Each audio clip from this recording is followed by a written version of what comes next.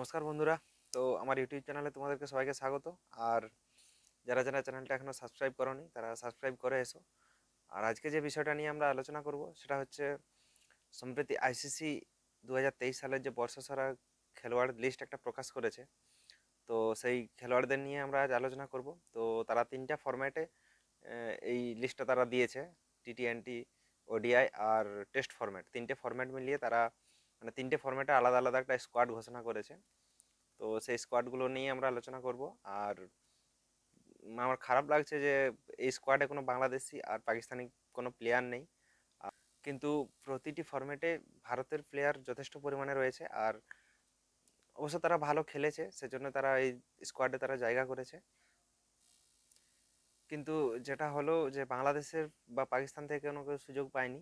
তো পার্সোনালি আমার বাংলাদেশকে খুব ভালো লাগে। তো এই জন্যই বাংলাদেশ ক্রিকেটকে আমার ভালো লাগে, কারণ বাংলাদেশ যে দর্শকরা বা বাংলাদেশের মানুষরা তারা ক্রিকেট নিয়ে মানে অনেক আবেগ থাকে তাদের ক্রিকেটের প্রতি, বা তারা ক্রিকেট নিয়ে অনেক তারা ক্রেজি থাকে।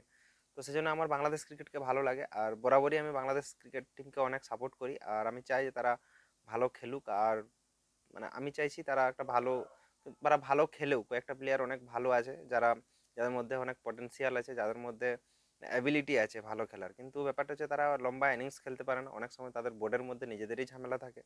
তো যাই হোক, এগুলো কাটিয়ে উঠে আশা রাখবো যে বাংলাদেশ টিমও একদিন ভালো করবে। আর তাদের খেলোয়াড়দেরও মানে এই স্কোয়াডে বা এরকম ধরনের যে বর্ষসেরা আইসিসি স্কোয়াডগুলো তৈরি করে ওদের বাংলাদেশের টিমের থেকেও কেউ কেউ আসবে। তো তো এটার জন্য বাংলাদেশের প্লেয়ারদেরকেও অনেক মানে দায়িত্ব নিয়ে খেলতে হবে, অনেক ভালো কিছু করতে হবে।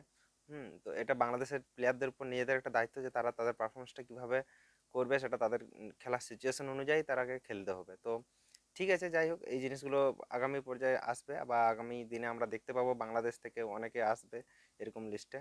তো চলো সেই স্কোয়াডগুলো দেখে আসা যাক। তো প্রথমে টি20 দিয়ে শুরু করি। টি20 স্কোয়াডে কে কে আছে তো তোমরা দেখতে পাচ্ছ। যশস্বী জয়সওয়াল আছে এই ভারত থেকে, ফিলিপ সল্ট আছে ইংল্যান্ড থেকে, নিকোলাস পুরানকে রাখা হয়েছে। আর টি20 মানে নিকোলাস পুরানকে সবাই জানি আমরা, ও কেমন খেলে।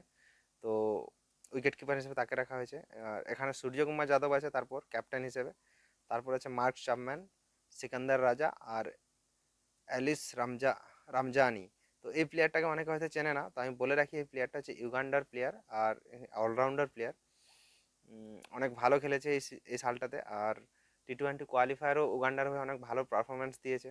তো সেই জন্য উগান্ডা অনেক ক্লোজ ম্যাচগুলো তারা ক্লোজে নিয়ে গেছে ম্যাচটা। আর একটা মনে হয় আয়ারল্যান্ডকে হারিয়েও দিয়েছে যতদূর সম্ভব। তো যাই হোক, এই প্লেয়ারটা ভালো অলরাউন্ডার, তো তার নাম এসছে ইউগান্ডা থেকে। তারপর আছে মার্ক আদির আয়ারল্যান্ড থেকে, রবি বিষ্ণয় আর রিচার্ড নাগারভা, এটা হচ্ছে জিম্বাবুয়ে থেকে আছে। আর অর্শদীপ সিং আছে। তো আমার মনে হয় এখানে অর্শদীপ সিং থেকে যে সাইন আফ্রিদির নামটা থাকলে মনে হয় ভালো হতো। তো যাই হোক, তো অর্শদীপ সিংও অনেক ভালো খেলেছে এই সালটাতে। ঠিক আছে, তো এই রইল টি20 স্কোয়াড। আর তো নেক্সট চলো আমরা এবার ওডিআই স্কোয়াডটা দেখে নিই, যেটা আইসিসি দিয়েছে। তো ওডিআই স্কোয়াডে প্রথমে রোহিত শর্মা আর শুভমান গিল। তো এখানে রোহিত শর্মাকে ক্যাপ্টেন করা হয়েছে। আর অবভিয়াসলি রোহিত শর্মা অবশ্যই মানে খুব ভালো খেলেছে, ওয়ার্ল্ড কাপটা তো খুব ভালো গেছে। আনফর্চুনেটলি ইন্ডিয়া জিততে পারেনি, কিন্তু পারফরমেন্স খুব ভালো ছিল ইন্ডিয়ার। তারপর রয়েছে Davis Head, Virat Kohli, Daryl Mitchell, Heinrich Klaasen, wicket keeper হিসেবে তাকে রাখা হয়েছে সাউথ আফ্রিকা থেকে।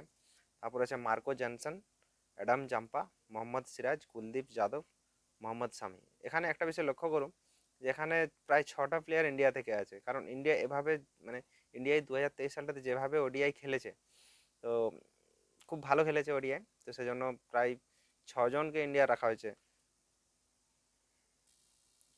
তো এই রইলো ওডিআই স্কোয়াড রইলো। তো যারা ভিডিওটা এখনো লাইক করোনি, তো ভিডিওটা লাইক করে দাও। আর আমার চ্যানেলটাকে সাবস্ক্রাইব করো, বিভিন্ন ধরনের খেলার আপডেট আমি দিতে থাকবো।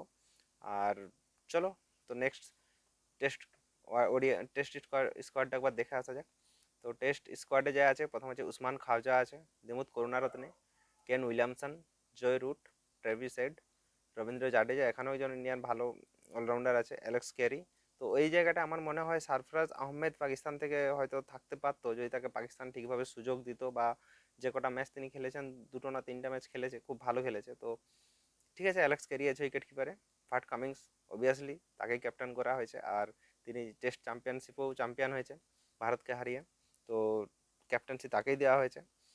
রবীন্দ্রচন্দ্রন অশ্বিন আছে, মিচেল স্টার্ক আর স্টুয়ার্ট ব্রড। তো এ রইল টেস্ট স্কোয়াড। তো তোমাদের কেমন লেগেছে স্কোয়াড, বা তোমাদের যদি কারো মনে হয় যে কোন স্কোয়াডে কাকে রিপ্লেস করলে ভালো হতো, সেগুলো কমেন্টে জানিও। আর চ্যানেলটাকে সাবস্ক্রাইব করো, পাশে থাকো, সঙ্গে থাকো, ভালো থেকো।